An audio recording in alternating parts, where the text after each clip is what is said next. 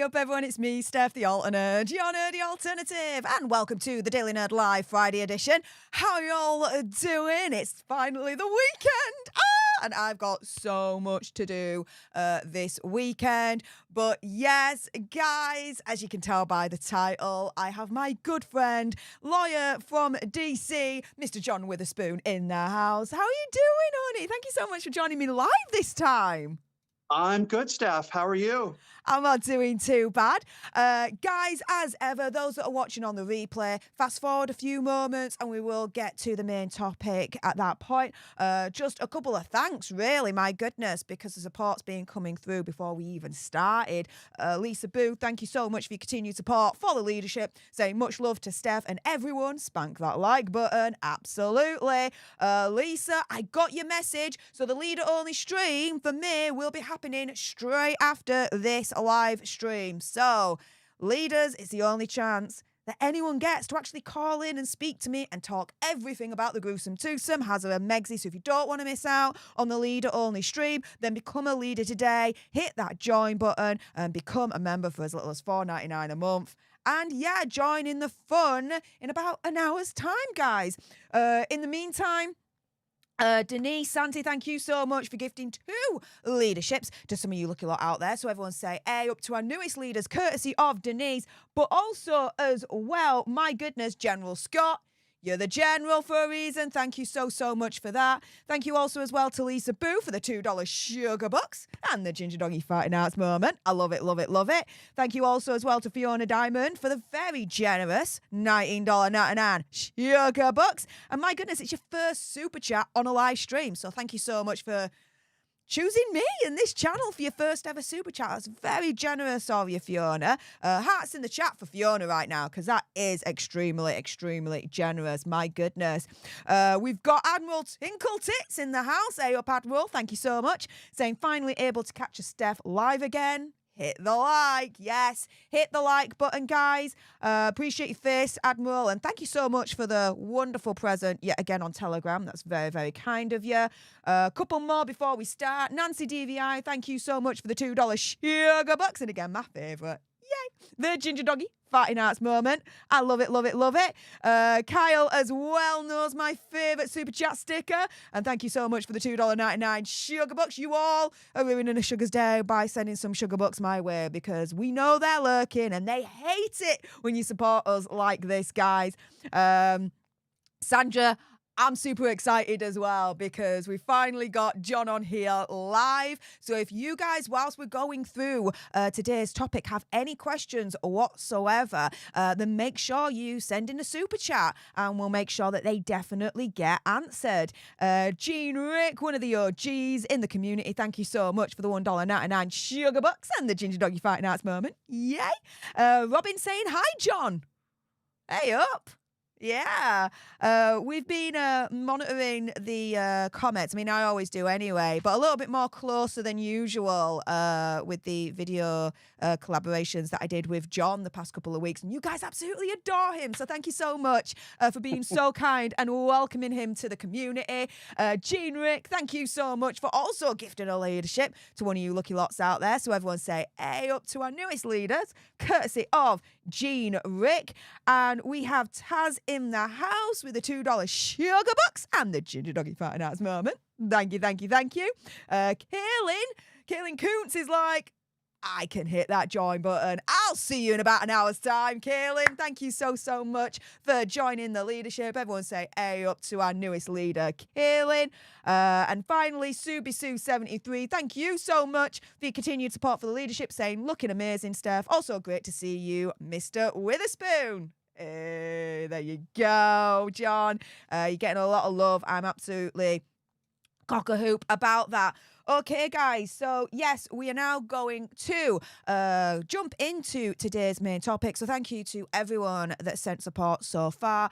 If you send support whilst we're going through today's main topic, I will get to it as and when you can, especially any questions that you may have for John in the meantime. But yeah, this is a little bit interesting, John, because there have been a lot of talk about Megsy and her filming the cooking show and a nearby green farm, we're going to call it for the YouTube human reviewer, that I reported on a couple of months back.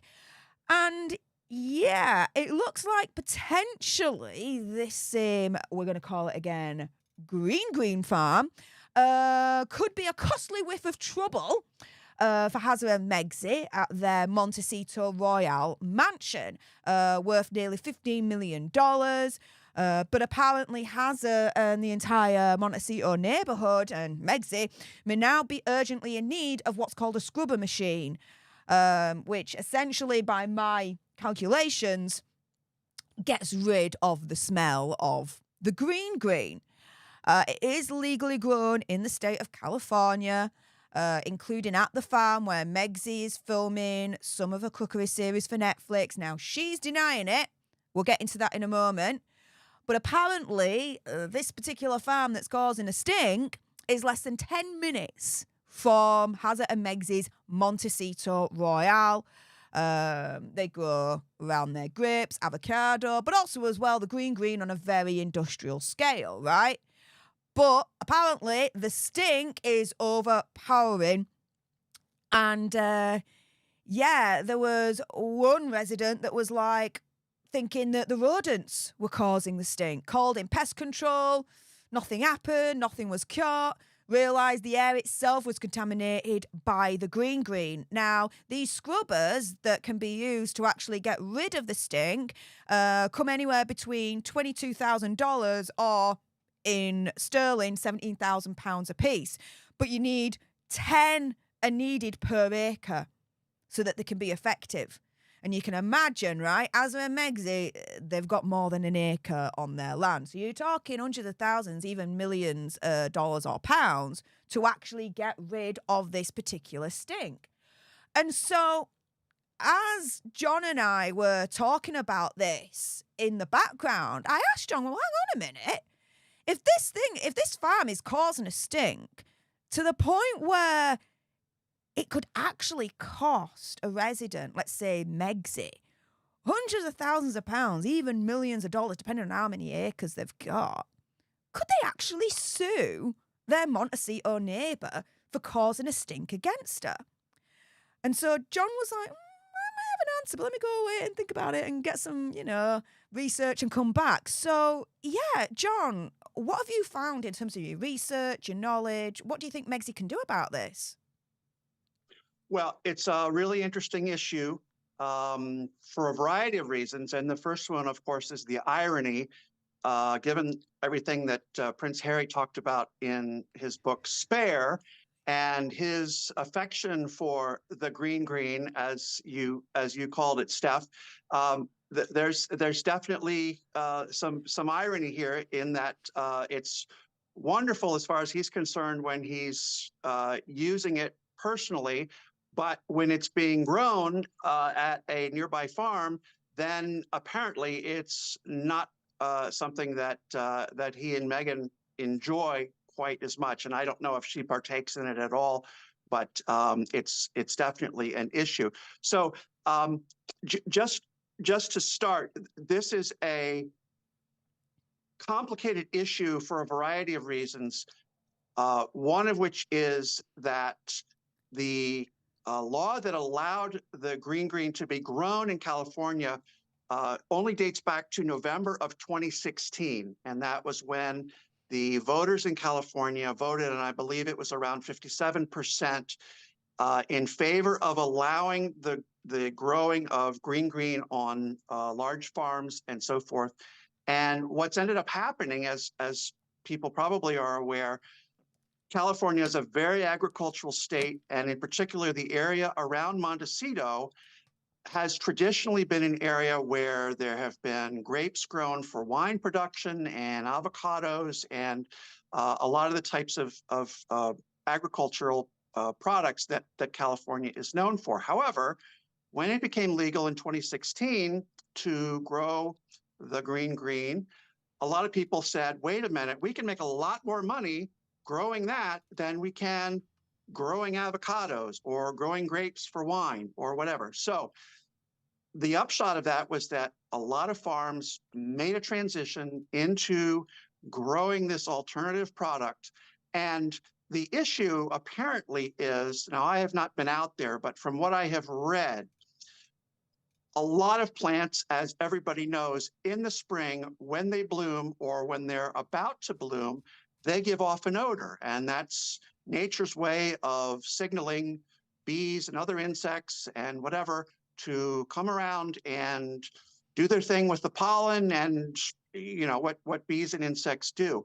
And everybody's familiar with the smells that are in the air in the springtime in any kind of an environment where flowers or flowering plants are growing. And green is a plant that does have a flower on it to a certain degree. So the problem is that apparently, because of some of the cultivation techniques that have been put into use, where people have cross-pollinated and they've come up with specific breeds and so forth, that in some cases, the result of that has been a better product as far as the end user is concerned, but it also has turned it into a product that has a more pungent odor in the springtime when the plants put their buds out, no pun intended.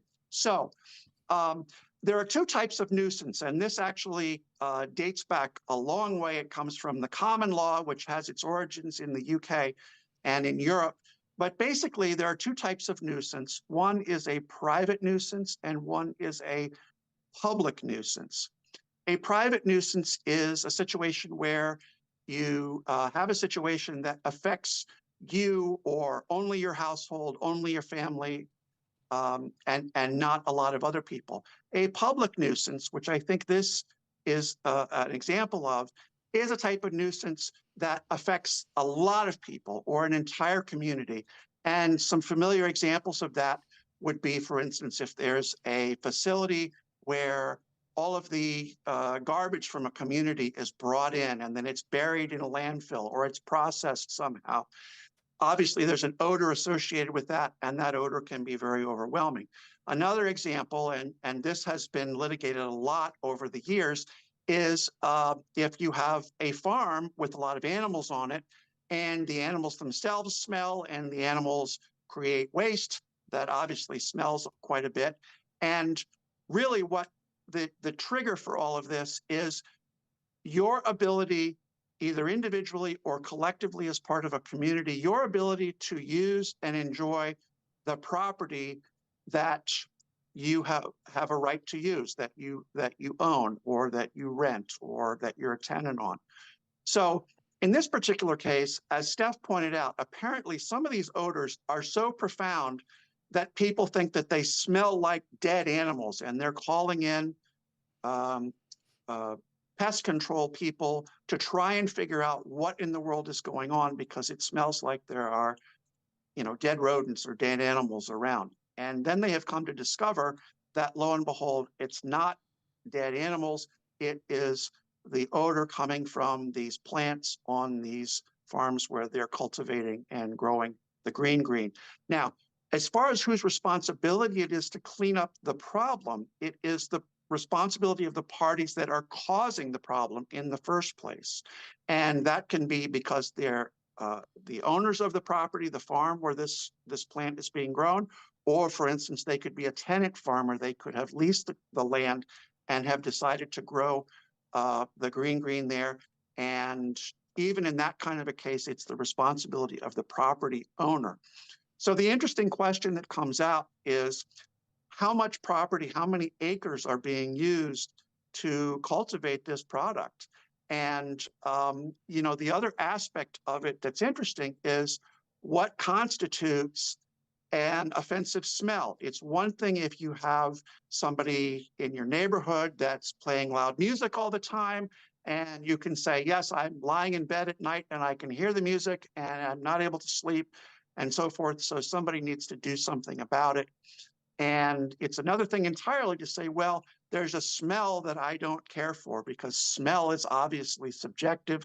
Some people have a very well-developed sense of smell. Other people don't smell things as well. And then, of course, it's the quantity of the odor that is impacting people's lives. If you have a public nuisance, which is what I think is really going on in this case, that really is something that the government has to handle, as opposed to a private nuisance where it's just your household that's affected. Then you can take some action. But the government can do a number of things after it gets enough complaints that have come in. One of the things is to issue an injunction, which means that it's basically a stop doing what you're doing type of an order.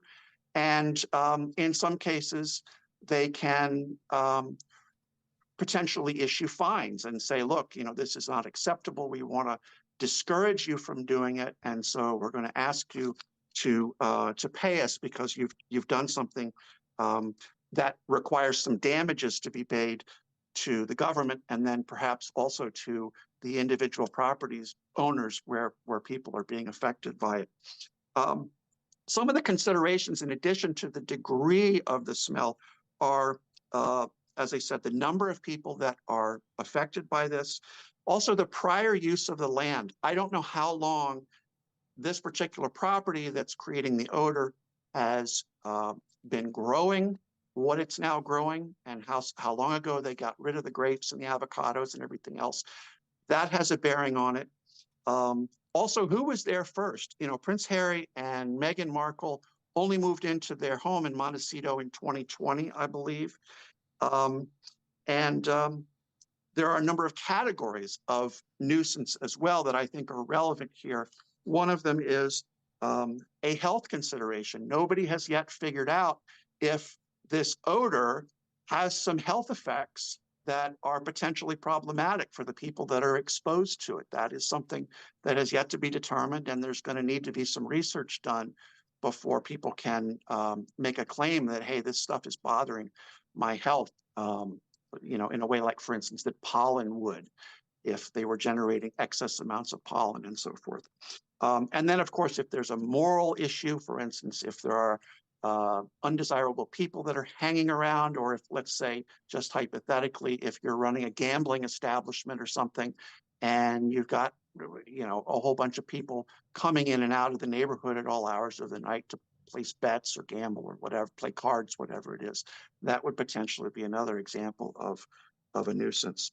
But unless there's a specific harm, to answer your original question, Steph, it's not something that Meghan and Harry could deal with on their own. They would have to get with their neighbors and file a complaint. And then, as I said, if the government comes in and says, yes, there is a public nuisance here, and by the way, if you have some specific harm that has befallen you because of this public nuisance, then we can talk about some private compensation. Certainly not a very pleasant situation. It doesn't sound like. From the reports of it, it's a terrible smell. And even though it's probably limited to a certain season of the year when the plants are blooming, it's still not something that you would want to be exposed to. Okay. So, is there any legal precedent, whereby neighbours have banded together on a nearby green farm to sue them for causing literally a stink in the air as bad as what's reportedly being mentioned in Montecito? Well, that's a good question. And again, I think the answer primarily is no. And I say primarily because, number one, the law only has allowed this since 2016. I'm not aware of the extent to which there has been litigation. It probably varies from year to year. Some years plants do very well. Other years they probably don't do so well. And so the degree of the odor may change. The other thing is, California law allows the growth of marijuana, but it's up to individual counties or local jurisdictions within the state to regulate the growth of marijuana. So I'm not aware of any statewide legislation that has come about because of this odor problem. But the other thing is, too, that because it's such a new problem, there probably has not been that much litigation that has worked through the courts. I took a cursory look. I did not see any. That doesn't mean it's not there. but there's certainly not widespread precedent for a, um, um, a nuisance suit dealing specifically with marijuana that would have general applicability throughout the state. Okay. Now, in the UK, there are certain areas whereby we have like clean air zones. Um, and if you violate those zones, then you get fined and it can go even further. Now, in the state of California, or let's say anywhere in America that you are aware of, are there such a thing as clean air zones in America? Are there clean air regulations in America that you're aware of where this could potentially apply? Absolutely. And again, sort of ironically, California is one of the states out of the 50 states that is the most restrictive in terms of their demands for clean air. There's just in the case of automobiles, there's an organization called CARB, which is a abbreviation for California Air Resources Board.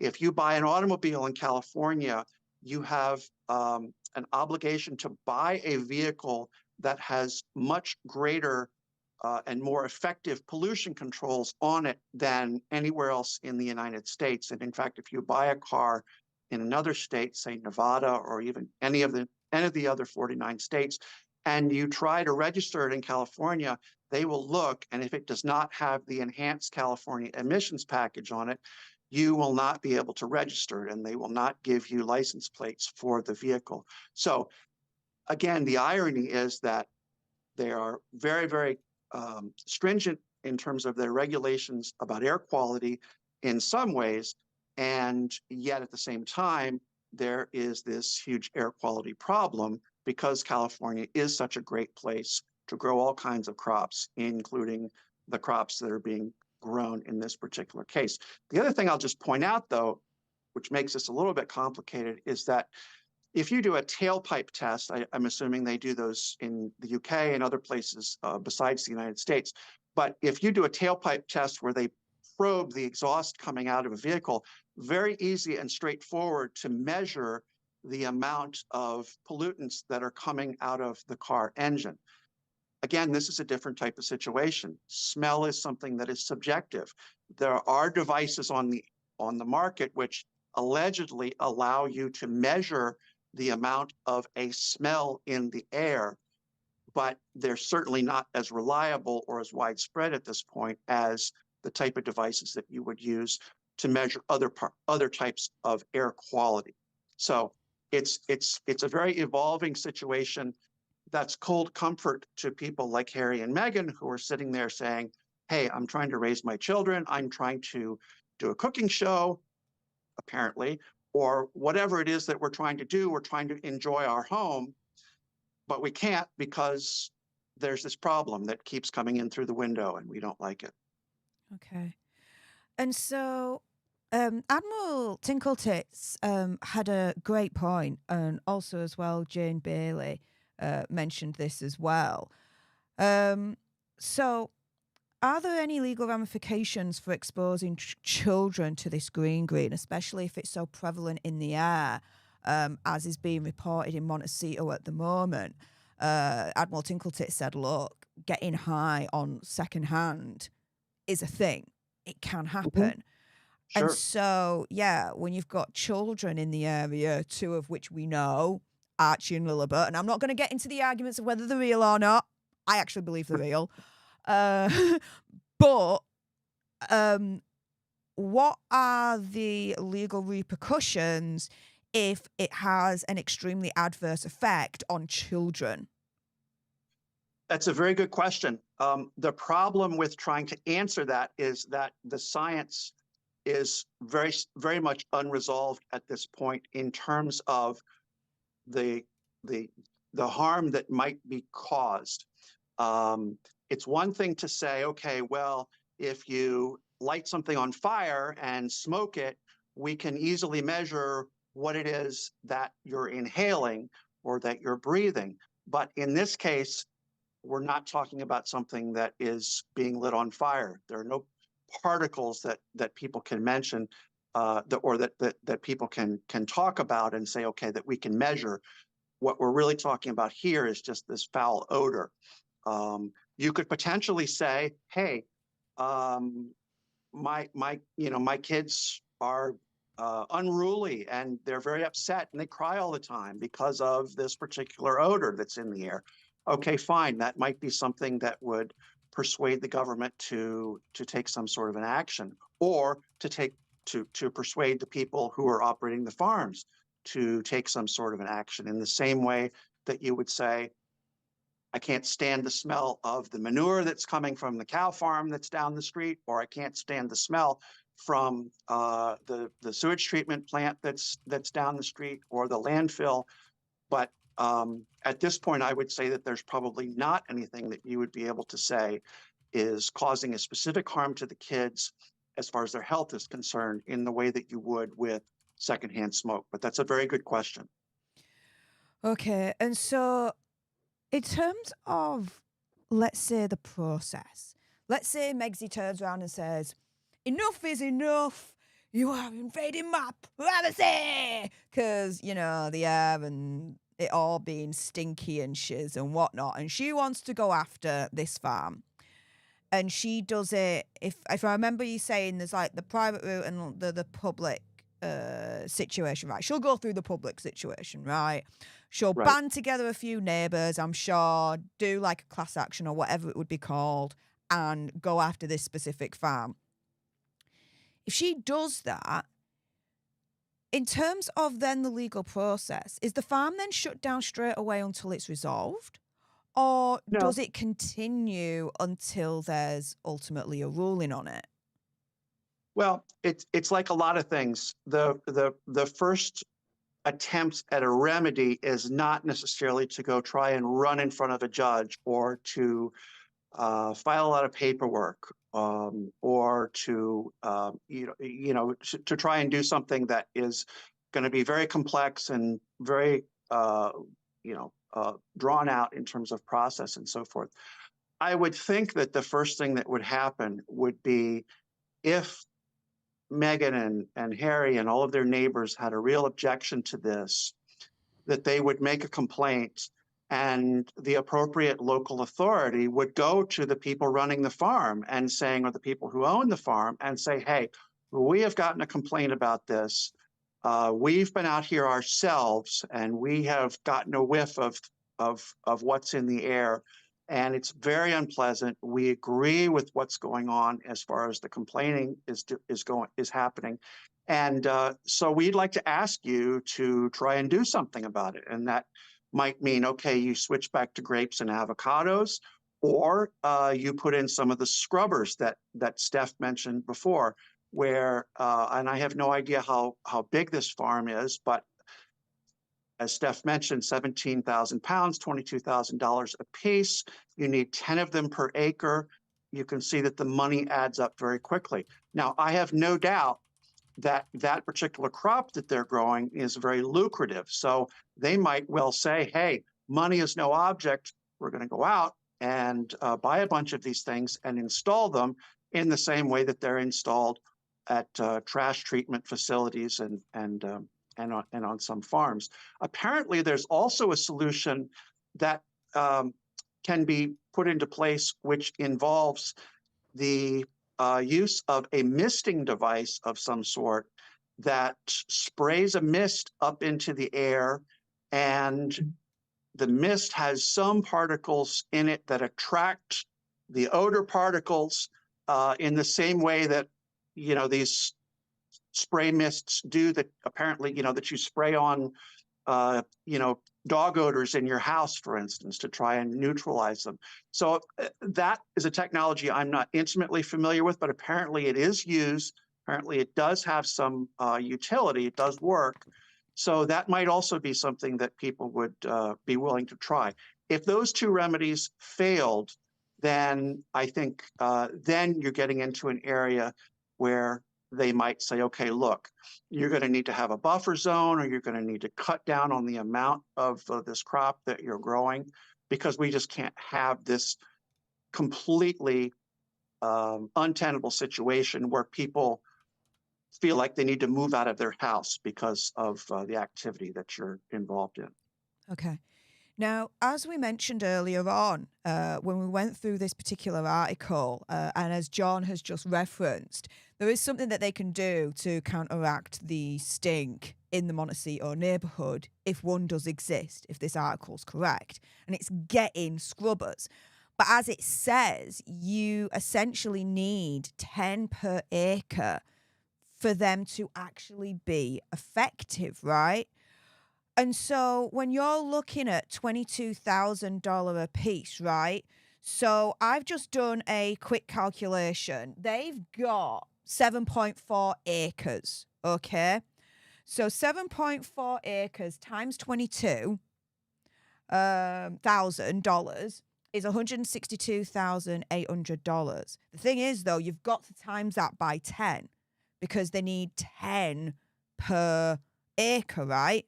So if you times that by 10, you're talking over $1,600,000 worth of scrubbers that they would need to have 10 per acre at Montecito Royale to essentially try and get rid of the stink and the smell that's going towards their property.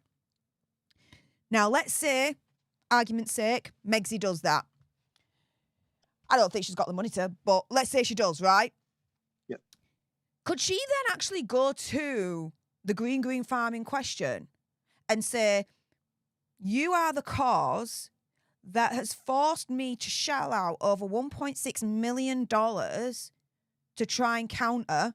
As such, you're on the hook actually to pay for this, not me. Does she have a leg to stand on saying that and trying to get that?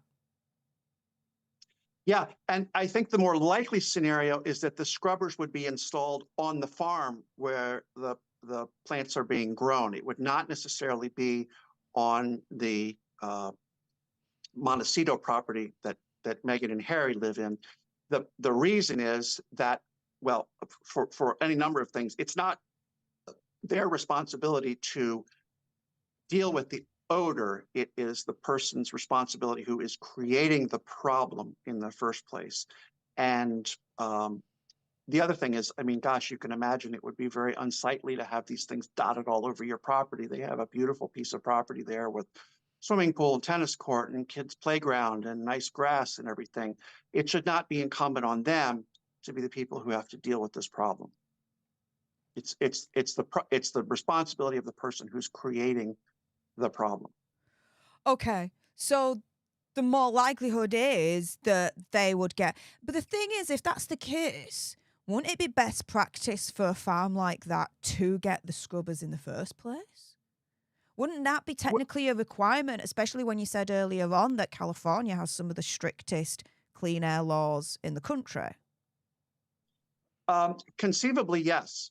And I would be willing to bet that at some point there may be legislation that says, hey, if you're going to grow this stuff, you have to take steps right out of the gate to make sure that this problem does not happen, because I suspect it's only going to get worse as people keep playing with the genetics of the crop and everything like that. It could well get even more substantial as a community problem. And especially, as you indicated before, as you asked about before, if there's a health risk involved, then that would certainly be something that the government would step in and say, hey, you can't be creating this health risk in the way that it would be, for instance, if they were burning something and there was smoke going everywhere all the time. That would be something that certainly wasn't allowed. So it's possible that it may come to that at some point where they do require people to deal with this issue right from the start before they even put the plants into the ground. Okay. So I suppose then, finally, before I go into the announcement, you guys may have noticed on my Twitter and the YouTube community page that, yes, there is an announcement. We are going to unveil the Demented zebra. You guys may remember I coined that term last week. I'll explain all in a moment. But I suppose at this point, what would be the first kind of effective step for Megsy and the rest of the Montecito neighbours that are affected by this to do? Would it be best to just go to the farm first and foremost without any legals involved and just try and talk it out with them? Just say, look, this is the effect, this is what's going on, and try and deal with it kind of under the radar legally? Or would you say, no, something like this, get the legal big guns in straight away, just go for it? No, absolutely. The best way to deal with any problem like this is to try and handle it on a one-on-one basis. I mean, in the same way that if your neighbor next door is playing music late at night or they're having a party, probably not best to bother the police with that right out of the gate, but instead to just go down and knock on the door and say, hey, you're creating a nuisance. Can we work it out somehow so that we both can win without having a lot of hassle and involving, as I said, bureaucracy and paperwork and police and enforcement authorities and everything else. I kind of suspect in this case that, unfortunately, that probably is not going to be terribly effective, because the people who are doing the farming are probably going to say, well, we don't have a lot of choice. If you really think it's that bad, then file a complaint, because of the extent of the problem. The other thing is, too, because it's Meghan and Harry, and the fact that this has gotten into the newspaper, I would not want to be the person owning the farm to say, oh my gosh, now this is going to be in the Daily Mail and it's going to be, it's picked up by the media all over the world, and as it has been, and so forth. Unless, it could be Jeremy Clarkson, for all we know. It could be, the Jeremy Clarkson farm extension. He may be doing this. As we know, he's not a terrible fan of Prince Harry and in particular Meghan Markle. But all jokes aside, it probably would be best to try and deal with it individually, one-on-one, directly, and then to ratchet things up if you're not getting satisfaction and if you're frustrated by the lack of response from the person that you're talking to. Well, to be fair, the farm that I think they're talking about, and it's not confirmed, and it's opinion, conspiracy theory, whatever, pure speculation, I think it's this one, the Van Wingerden family farm. So I reported on this around about the beginning of May, guys, where it was said that Megsy is filming her new show on one of the green farms, the Van Wingerden farm. Now, sources close to Megsy, I think it's Megsy herself really, is turning around and saying, no, it's not filmed on any green farm or even near a green farm. But as I pointed out in my video, and I'm just kind of a quick overview here, we've got a situation whereby Carpinteria is known as the green capital of California.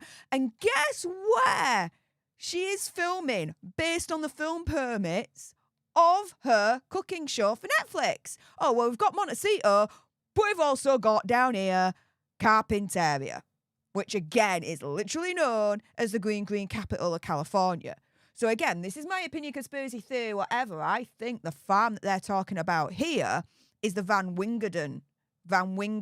Hopefully I've pronounced that right. If not, apologies. I think it's that farm. And I think, if I'm going to go even deeper into this, and again, this is my own opinion, conspiracy theory, whatever, right?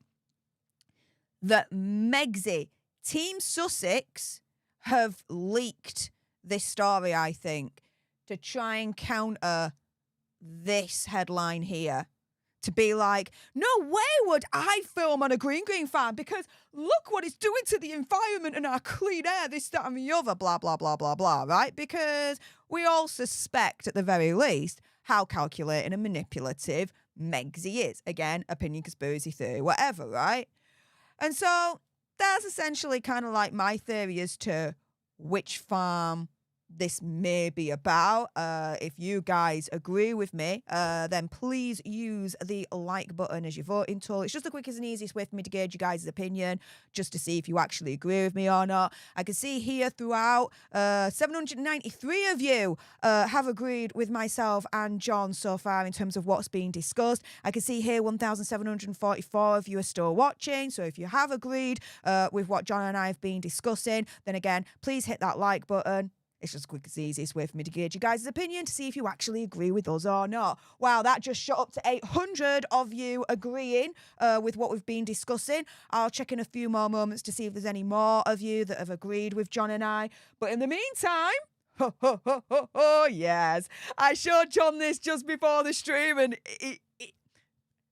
can I say? You could say it. What did you think when I showed you my design for the Demented zebra, John? My first thought was, oh my God. And then I thought, that's brilliant. Oh my goodness. Yes, because last week we were talking about Megxie, her fashion choices in Nigeria, and the First Lady of Nigeria completely slamming her for it. Although reports are coming out now saying, no, she wasn't. Okay, whatever. I don't believe that. Anywho, this one in particular, you may have remembered me turning round and saying, she looks like a freaking demented zebra. And then that gave me an idea. Why not do a demented zebra merch? And so I am now going to unveil the design for the Demented Zebra merch that will be released on Sunday during the Daily Nerd Live Sunday edition. So make sure you join me 10 o'clock UK time, 5 o'clock EST for the launch of the Demented Zebra. Oh my goodness. What do you guys think to it? Let me know in the chat. Whilst you guys are here, a lot of thanks to go through, so I'm just going to quickly go through it. Firstly, Vicky A, a little while back, thank you so much for gifting a whopping 10 leaderships to some of you lucky lots out there. So everyone say A up to our newest leaders, courtesy of Vicky A. Sarah B, thank you so much for joining the leadership. Really appreciate your face. Hope to see all your new leaders in about 10 minutes time for the leader-only stream. You guys get to call in. It's the only time you guys get to call in, and we'll talk everything gruesome, twosome, Hazard and Megxie, because a lot's happened this month, I'm sure. We've got Word Girl, thank you so much for the $4.99 sugar bucks, saying I'm a certified paralegal and loving this. Well, thank you so much. And Sarah B, thank you so much for being a leader for 21 months. Appreciate your face there. Admiral Tinkle Tits, thank you so much for the $4.99 sugar bucks, saying, my opinion, if alcohol is legal, shrooms should be too. Okay. Fair play. Gunner Girl, thank you so much for your continued support for the leadership, saying you're so amazing, Stef. I admire you very much. Thank you. I agree. I am amazing, and I admire me very much too. You're not going to get any arguments from me. I would also say that John is amazing, and I admire him very, very much for his legal expertise and just being so freaking kind and such a wonderful friend. So thank you so much, mate. A few more. And guys, another thing, hit the like button if you're liking this design. If you're liking the Demented Zebra, okay, can you also hit that like button? Again, it's going to gauge your... It's the easiest way, basically, for me to gauge you guys' opinion. So if you like this, hit the like button, and yeah, we'll see how many of you will be wearing a t-shirt of the Demented Zebra very, very soon. Betsy Merrill, thank you so much for the $9.99 sugar bucks. Paula SB12, thank you so much for the £4.99 sugar bucks. With Betsy saying thanks. Appreciate you, thank you. Tyrana Villanueva, thank you so much for being a leader for 10 months. That's whopping. Saying you look amazing. Love your hair. Thank you both for a great stream. Well, you're welcome. And yeah, I love my hair too. I'm going through a bit of a curly loose wave moment. So it's happening. It's happening. And here we go. Paula SB12, thank you so much for the £4.99 sugar bucks. And Mrs. Purple Face saying hiya. Hiya. So yeah, guys, I can see here that 941 of you at the moment have been agreeing with what John and I have been saying, and quite a few of you looks like are approving of this Demented Zebra design. Jimbo saying that zebra must be on that farm. Possibly. Do you think the zebra might have a legal leg to stand on and being like, Green Farm, I'm going to sue you because you made me into a demented zebra. I was just normal, regular zebra. Now I'm a demented zebra. I'm sure he'd get a few millions of compensation for that, that's for sure. But guys, we are going to wind down today's live stream. So if you've got any last minute super chat stickers, questions for John, questions for me, hand them over now, because in 8 minutes time I'm going to be starting the leader only stream. You guys get to call in and we get to discuss everything. How's Megsy and the gruesome twosome? But yeah, John, do you have anything really lastly to say in terms of, you know, what we've discussed today with the gruesome twosome, or really all this month? Because my goodness, there's been a lot of Hazza and Megsy issues this month. Oh, here's a question. What's been the biggest standout for you for Hazza and Megsy this month, now that we're on the last day of May? I think that the Nigeria trip, and the reason that I think that is not so much because of the demented zebra dress that was worn or the nakedness alleged, you know, that the First Lady of Nigeria mentioned. But I think that that trip and the possibility of more of the same is going to weigh very heavily in terms of what King Charles and Prince William talk about with respect to the ongoing use of titles by Prince Harry and Meghan Markle. I think that that trip, not only in and of itself, but because of how clumsy it was, in spite of what I'm sure were some good intentions on Harry and Meghan's part to plan things out, but then just to get kicked by things like poor choice of clothing that everybody talked about, being in the company of somebody who is an alleged international fugitive from the United States, the man who owned the airline apparently that they flew on allegedly. I think that the royal family is just going to look at that and say, this is so potentially problematic that we need to take some affirmative steps to deal with the situation. We just cannot go on having more and more and more of the same type of thing. If they would go on other trips, there's talk about them going to Ghana. It's just probably overwhelming for the king and for Prince William.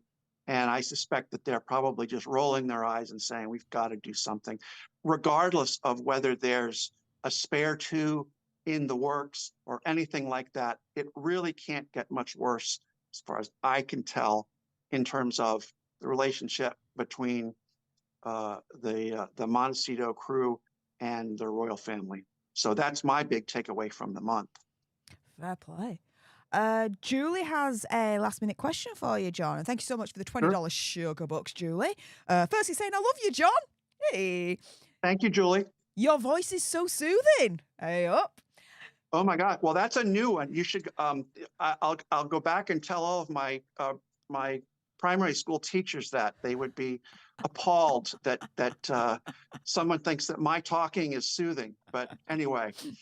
You'll take it. I was wondering, how can Megs afford the upkeep of her Montecito mansion and estate? I have a horrible feeling King Charles is still funding their lifestyle, security costs, etc. I mean, this is the thing. I mean, reports are coming through now, actually, and I've seen them more recently, that they are running out of money, that this cannot last.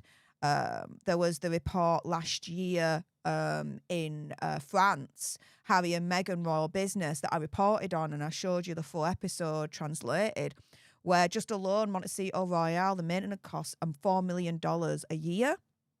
And that's just in maintenance costs. You're not then taking into account, you know, security, clothes, makeup, yoga, whatever Megsy wants. And so based on their current trajectory in terms of their outgoings from what we know, and their incomings in terms of their contracts, they're not going to make it to retirement age in their current Montecito Royal home. So for me, I don't think King Charles is still funding their lifestyle or security costs. I don't think there's that happening at all. I think they're just burning through money thinking that something else is going to crop up in the end and things are going to turn around for them. I think they're burying their heads in the sand.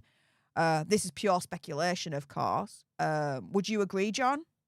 Absolutely, absolutely. And nobody has mentioned the taxes. I mean, the taxes, the property taxes on that estate. What did they pay? 14 or 15 million dollars for it? Yeah. Okay, well, just sort of back of the envelope, they're probably paying, assuming that they don't have it registered for agricultural use somehow, which I suspect they probably don't. They're probably paying well over $1 million a year in just property tax for that. Plus, I mean, the utilities have to be enormous. As you mentioned, Steph, the cost of the security. I mean, you've got specialized people there around the clock who probably are, I'm guessing they're probably charging $50 an hour per piece, per person, because of the expertise that they have. If they're off-duty police or retired police or whatever it is, those people do not come cheap. And then, as you mentioned, Steph, the maintenance, the upkeep, and so forth. Plus, they're flying around in private jets. Now, the thing about the private jets, which is interesting, is that they always seem to be flying on someone else's private jet or on, presume like net jets or a jet that they've rented or something like that. And I just have to say as well, I don't quite understand that. And I think it's interesting that they do fly commercial once in a while. I mean, when Prince Harry went back to visit his dad after his cancer diagnosis was revealed, I believe he flew on BA. Now, that may well have been just because, I don't know, I suppose he could have gotten a private jet that could have made that trip. I mean, it's several hours of flying just to get to the East Coast of the United States and then to cross the Atlantic. That's easy for a 777 to do. It may or may not be quite as easy for a private jet to do. And there's no reason why they need to fly in private jets all the time, especially given the cost. I mean, I've been on jets on commercial flights where there have been celebrities in first class, and everybody just says, "Oh, so and so, hey, we heard that whoever is up in first class," and everybody kind of says, "Oh, that's nice, big deal. Let me go back to sleep. Wake me up when we get there," kind of a thing. So I think this whole business of them being afraid to fly commercial or having a security concern because of flying commercial, I think that's very overblown. So I think it's a very, very good question overall, though. The financials that they are dealing with could be very, very problematic. The other thing that's interesting, which some people have sort of alluded to, but nobody has ever really been able to dig into for obvious reasons, because they're private contracts. Nobody knows exactly how the Spotify contract and the Netflix contract were written. They've been criticized for not coming up with a huge amount of work product as a result of their contracts with Netflix and Spotify. But nobody knows exactly how they were paid for that. People talk about, okay, $100 million from Netflix. All right, that might have been provided they came up with really good content and a lot of it, that they would be paid up to $100 million. But they may have only gotten a fraction of that. The other thing is that it's very interesting. If people think back to the Johnny Depp trial,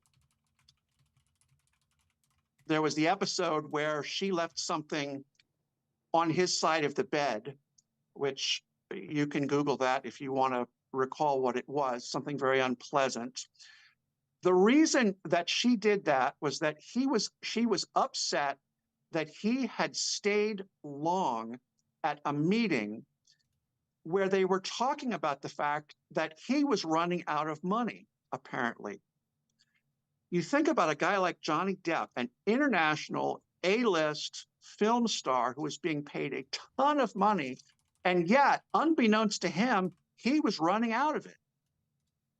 exact same thing could well be happening with Meghan Markle and with Harry. If you assume that, Harry probably got a lot of several $1 million or tens of millions of dollars from the sales of the book. But of course, they had to pay income tax on that, which would have taken up a huge chunk of it. And as we've talked about, they're probably burning through huge amounts of cash on a daily basis, not to do anything extravagant, just to exist in that house.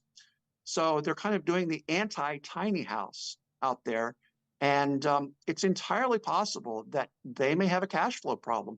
That may be that may well be part of the reason why we haven't seen anything out of American Riviera Orchard. By the way, I think we said, Stef, today's day 78 with nothing to buy on the American Riviera Orchard website. So take that as you will.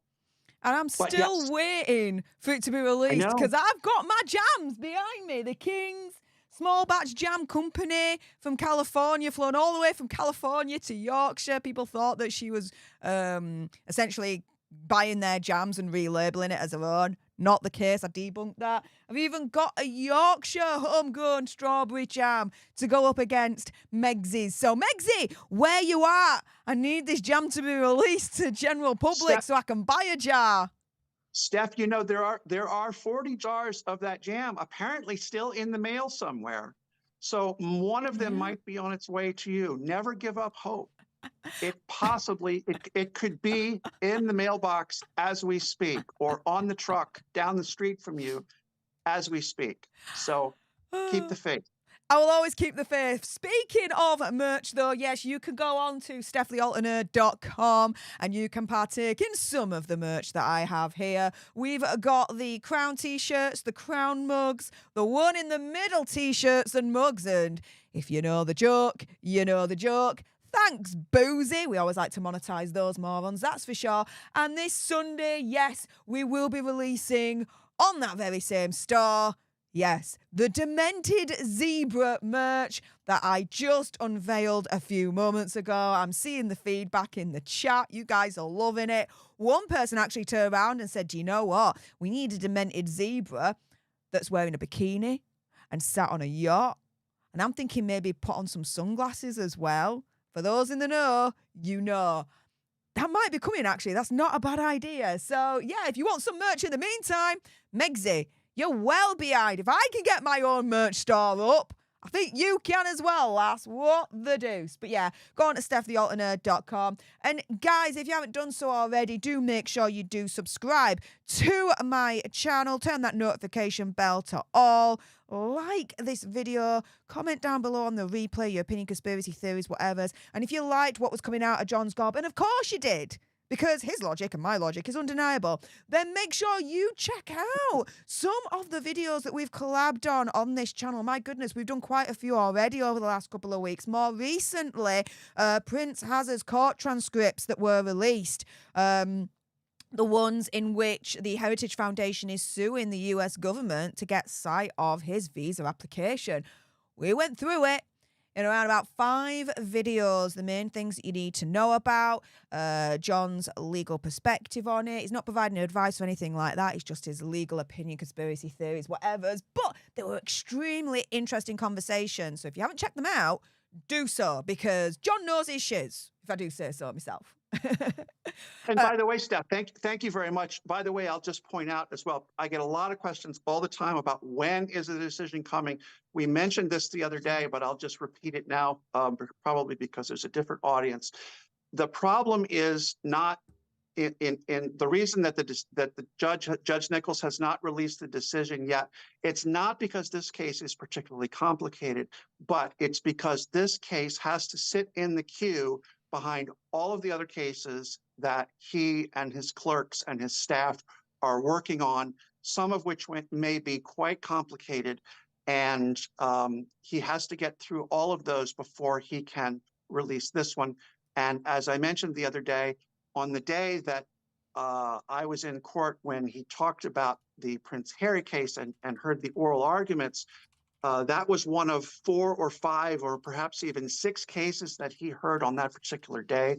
And so you multiply that by 4 days a week in court, and you can easily understand that there's a substantial amount of work that he's got on his desk and that his clerks are working on. So I'm sure the decision will be coming at some point fairly soon, but it just does have to wait in line behind all of the other cases that he has to decide before he gets to this one. But guys, as soon as we find out the decision, I will let you guys know on this channel. Hopefully, John will have the time to be able to jump on as well, so we can get an immediate legal reaction as well and perspective from him.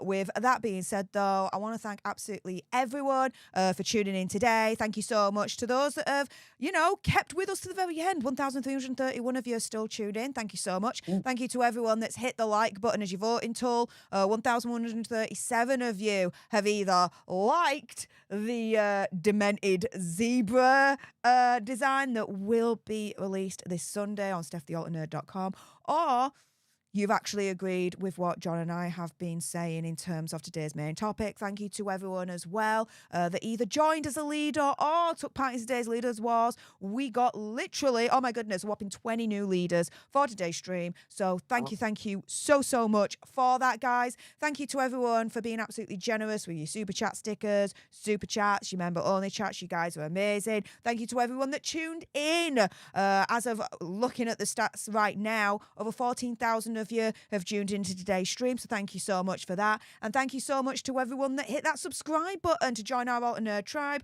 We are now a whopping 115,106 Alter Nerds in the community, so thank you so much. Leaders, stay tuned. I've already set up the leader only stream for me. Will be starting in a moment. I will then send out the Zoom link in the live chat.